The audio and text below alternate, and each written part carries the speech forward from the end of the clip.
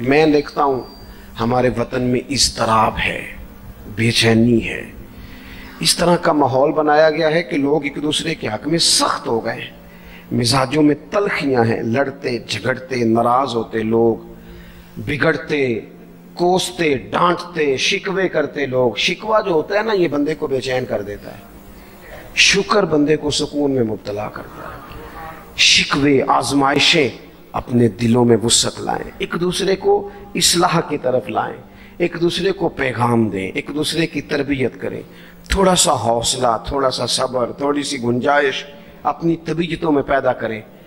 اپنے بچوں پر سب سے زیادہ نگرانی یہ کریں کہ ان کا اخلاقی معیار کیا ہے۔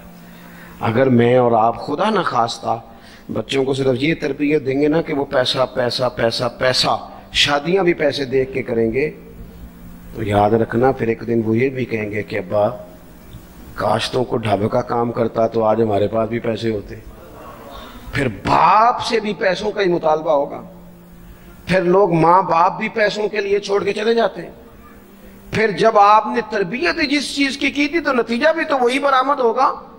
یہ تو نہیں ہو سکتا کہ بندہ بیج کوئی اور لگائے اور درخت کوئی اور نکلے، یہ ہو نہیں سکتا۔ اگر ہم اپنے باپ سے روز جھگڑا کریں گے 5 مرلے کے لیے تو یاد رکھنا پھر ہمارا بیٹا 1.5 مرلے کے لیے بھی جھگڑا کرے گا، پھر معاملہ اس طرح کا مرتب ہوگا۔ ایک دوسرے کو اخلاقی پیغام دینا ضروری ہے۔ آخری بات آپ کی خدمت میں یہ عرض کرنی ہے، اور یہ میری خواہش ہے کہ آپ اس پر زیادہ توجہ کریں گے انشاءاللہ۔ آپ سارے ویڈیو بنائیں، مجھے کوئی اعتراض نہیں، پر مہربانی کریں دیکھیں تو میری طرف نہ۔ جب آپ لائیو چلاتے ہیں تو پھر اسی کو دیکھتے ہیں، وہ پھر کہتا ہے کہ یہ کومنٹس آ گیا تو دوسرا آ گیا۔ اللہ کرے میری بات آپ کے دل میں اتر جائے، آپ تھوڑی سی توجہ کریں۔ میں کیا عرض کرنا چاہتا ہوں، غور کریں میرے بھائی۔ ملک میں نا مہنگائی تیزی سے عروج پکڑ گئی ہے، اور مہنگائی جب ہوتی ہے نا تو امیروں نے تو مال بیچنا ہوتا ہے تو ان کا دگنا ہو گیا تو وہ تو اور امیر ہو گئے، تو غریبوں کے لیے مشکلات بڑھ گئی ہیں۔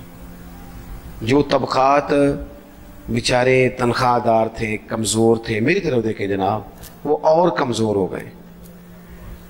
ہمیں زیادہ تو نہیں لیکن اتنا ضرور کرنا چاہیے۔ یہ قرآن پاک دے دیں جی، یہ مجھے دے دیں، لے لیا، تشریف رکھیں آپ۔ عزیز بھائی تھوڑا سا نا، زیادہ نہیں، 3 لوگ مل کے ایک غریب آدمی کا خیال تو رکھ ہی سکتے ہیں نا۔ لیکن غریبوں سے بھی عرض کروں گا، سہارا بندوں کو نہیں بنایا کرتے، سہارا رب رسول کو بنایا کرتے۔ کسی سے تھوڑی سی مدد لینا تو ٹھیک ہے، چلو آگے جانے کے لیے تھوڑا سا سہارا لے لیں کہ اب مشکل ہے تو یہ کراس نہیں ہو رہا رستہ، تھوڑا سا سہارا تو لے لیں۔ لیکن جو لوگ مستقل سہاروں پہ آ جاتے ہیں ان کا تو پھر اپنی طاقت ہی ساری ختم ہو جاتی۔ گردن کو جھکا دیتا ہے خیرات کا پتھر، جہاں میں مانگنے والوں کے سر کبھی اونچے نہیں ہوتے۔ تھوڑی سی ہم نے ایک دوسرے کی مدد کرنی ہے۔ جو لوگ زیادہ مالدار ہیں ان سے میری گزارش ہے کہ تھوڑے سے خرچے کم کر لیں، اپنے ہاتھوں سے تقسیم کریں۔ یہ چھوڑ دیں کہ وہ میرے چچا کے جو بیٹے ہیں وہ میرے ساتھ اچھا سلوک نہیں کرتے، وہ فلانے ہیں، وہ ان کا سلوک اگر وہ کریں گے تو اللہ سے اجر لیں گے۔ آپ اگر ان کو محسوس کرتے ہیں نا وہ غریب ہیں، ماموں کے بیٹے، چچا کے بیٹے، گلی والے، محلے والے، تو تھوڑا تھوڑا کر کے اپنے بھائیوں کی مدد کرنی شروع کریں۔ دیکھو عید پہ کپڑے تھوڑے لے لو نا، ویسے بھی سوٹ کی ضرورت تو صرف عید پڑھنے کے لیے، بعد میں تو کپڑے بدل کے ہی گوشت کرتے ہیں، تو بچے ویسے سوئے رہتے ہیں سارا دن۔ تھوڑی سی نا اپنے اضافی خرچے کم کریں۔ غربا کی تھوڑی یہ عید گزری تھی نا چھوٹی تو شادیاں شروع ہو گئی تھی۔ میرے پاس لوگ بہت زیادہ آتے ہیں، چونکہ نیک آدمی سمجھ کے اچھا گمان کر کے لوگ دعاؤں کے لیے کہتے ہیں، تو ان کے دکھ سن کے نا تو کئی دفعہ سوچتے ہیں کہ یار یہ جو امیروں نے اتنے مہنگے مہنگے ہوٹلوں میں روٹیاں کھائیں، اتنی مہنگی مہنگی گاڑیاں پجارو، یہ اللہ کے حضور جواب بھی تو دینا ہے نا۔ ہم نے ایک دوسرے کا خیال چھوڑ گئے، 2-4 باتیں سوچ کے نا، وہ جی اس کے گھر میں 3 لوگ ہیں، کام کیوں نہیں کرتے؟ وہ خدا کے بندے کرتے ہیں کام، لیکن محنت سے نہیں ملتا، خدا کے فضل سے ملتا ہے۔ تیرے اوپر فضل ہے، تجھے اب باتیں آتی ہیں، لیکن کئی دفعہ سارے بھی کریں تو رزق جب ہی آتا ہے جب رب چاہتا ہے۔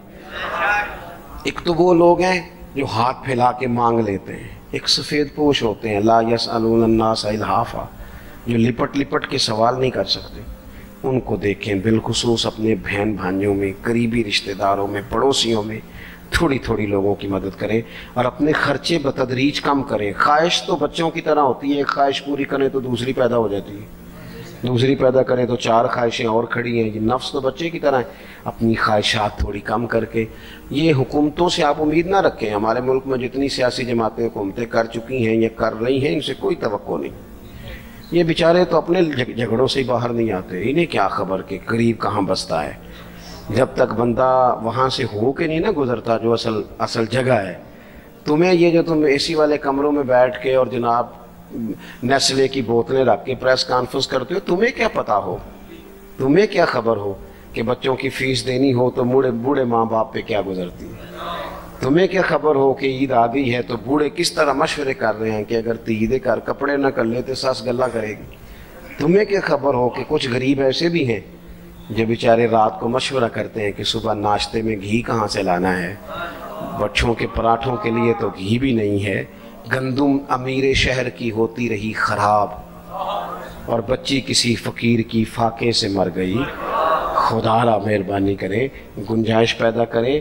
بندہ کبھی بھی جیب کا سخی نہیں ہوتا، بخاری شریف میں پورا باب ہے کہ بندہ غنی دل کا ہوتا ہے۔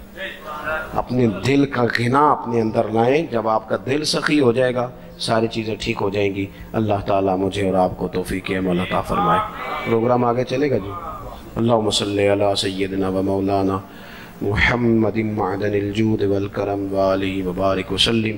اللہ ہماری حاضری کو قبولیت کا درجہ عطا فرما، ہمارے گناہوں کو معاف فرما، ہماری غلطیوں سے درگزر فرما، علم نافع عمل صالح کی توفیق عطا فرما۔ اللہ بیماروں کو شفا دے دے، مقروضوں کو قرضوں سے رہا کر دے، تنگ دستوں کو وسعت رزق دے دے، بے اولادوں کو صاحب اولاد کر دے، اولاد والوں کی اولاد کو فرما بردار بنا دے۔ اس مسجد کو، حاضرین کو، مہمانوں کو، بندوبست کرنے والوں کو، سب کو بہترین صلہ عطا فرما۔ اللہ تعالی ہمارا خاتمہ ایمان پہ فرما، دنیا اور آخرت میں ہماری پردہ پوشی فرما، امت کی خیر فرما۔ پاکستان میں نظام مصطفیٰ صلی اللہ علیہ وسلم کا سویرا طلوع فرما۔ اللہم رب اغفر وارحم وانت خیر الراحمین وصلی اللہ تعالی علی حبیبہ محمد۔ آپ حضرات نا مسجد کا تقدس خیال رکھیں گے، مجھے جانے دیں گے، مجھے ہاتھ لگا کے آپ کو کچھ بھی نہیں ملے۔